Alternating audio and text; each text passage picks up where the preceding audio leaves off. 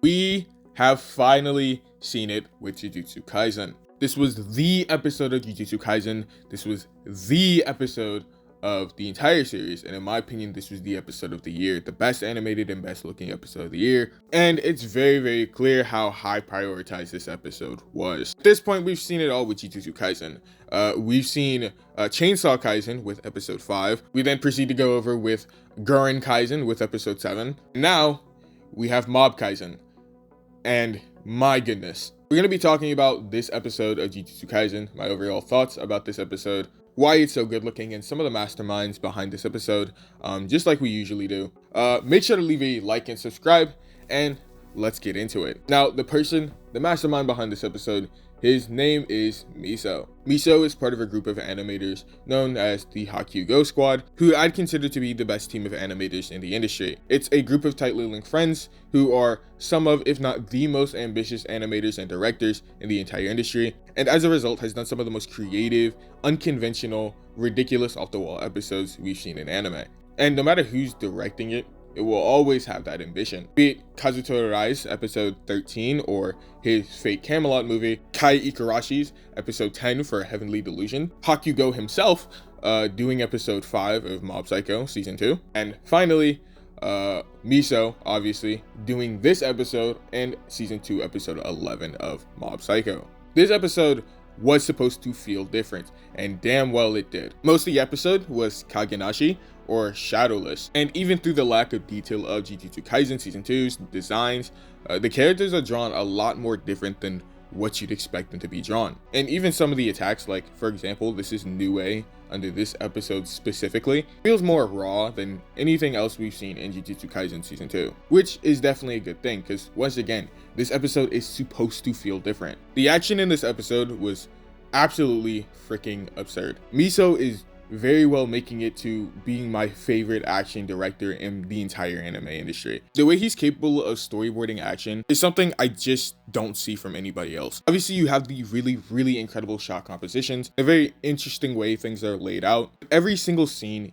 is continuous. Every single scene flows into the next. So even when the scene cuts, it still carries that same momentum from the last. Every single strike, every single blow carries that same momentum. And Naikuya Onsen being capable of translating Miso's crazy ass ideas into animation is just insane. But obviously they did the same thing on Mob Psycho, so I shouldn't be surprised at this point, but I still am. Like, at this point, you can really say something good about every single bit of Toji versus Megami and the way it was constructed. I do want to talk about this Panda and Kusekabe scene too. It's very lighthearted. Again, the shots are really nice, and I love when Toshiki Sato does this very goofy like character acting. I remember he did a fair amount of it in Kai Ikarashi's episode of Heavenly Delusions, so it's always funny to see. This looks like it was straight ripped out of Mob Psycho season 2 episode 11. And speaking of which, Sukuna vs. Yogo is, I can't describe it. First off, the amount of ideas that So Miyazaki had for this fight is maddening. The complete freedom and control over the character designs that was given in this fight, ridiculous ideas like first person shots, the absurd amount of background animation that is in this cut, and with the effects animations, the birdie reference. What? This scene is absolutely ridiculous. Not only are we peeping the Norio style effects here, it very clearly remind me of the effects that Shingo Yamashita and Keiichiro Watanabe use, especially with that little floaty Sukuna. But it's not even just the effects.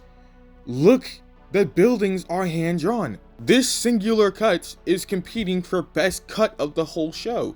Just the overall scale of the fight that was pulled off this episode is just maddening. And the creative choices throughout this fight was just absurd. Easily my favorite is this one right here, where when Jogo's attack approaches, the temperature rises through the roof. Again, I can really say something good about almost every single scene. It's actually just ridiculous. The end of the fight is done by the man himself, Miso. Absolutely gorgeous animation from the effects side, and the storyboards are absolutely just, again, masterful. Having the shattered glass from the buildings melts from the heat of these two combatants and then become part of the effects animation floating around in the scene.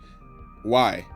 Who told you to do that? Also, I've seen a lot of quote Sakuga tards hated on the fact that this doesn't have that raw, unfiltered look from the trailer version, because for some reason, to people on Sakuga Twitter, anything that is helped or aided by compositing is somehow bad, because they perceive Ufotable as bad as well. I don't understand the logic there. Sure, I like the raw look of the trailer, but that doesn't mean I don't like this. It still looks absolutely gorgeous to me. Or that could be my ADHD brain talking, but I don't know, you tell me. Also, the aspect ratio change on this scene and pretty much throughout the episode, through these intense moments, I always fucking adore when the aspect ratio changes. I remember how incredible I thought the aspect ratio change in Heavenly Delusion episode 2 was when the lights turned off, so make it feel confined. And this is something I love here. Out of everything, this episode was just great. It's an actual masterpiece. In terms of Haikyuu Go episodes, would I put it above season 2 episode 11, or would I put it above season 2 episode 5 of Mob Psycho? Definitely not, in my opinion. I don't think this is better. Is this the best animated episode of Jujutsu Kaisen though? Yes.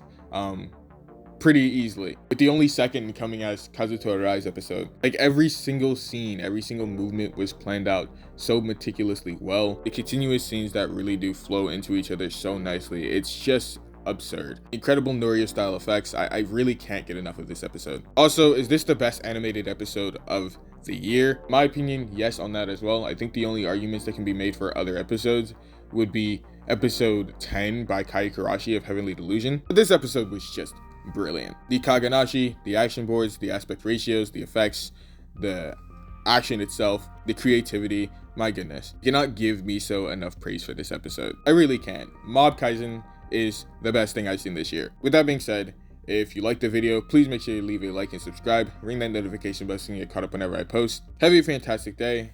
I'm Debunked by Aaron, and I'm signing out.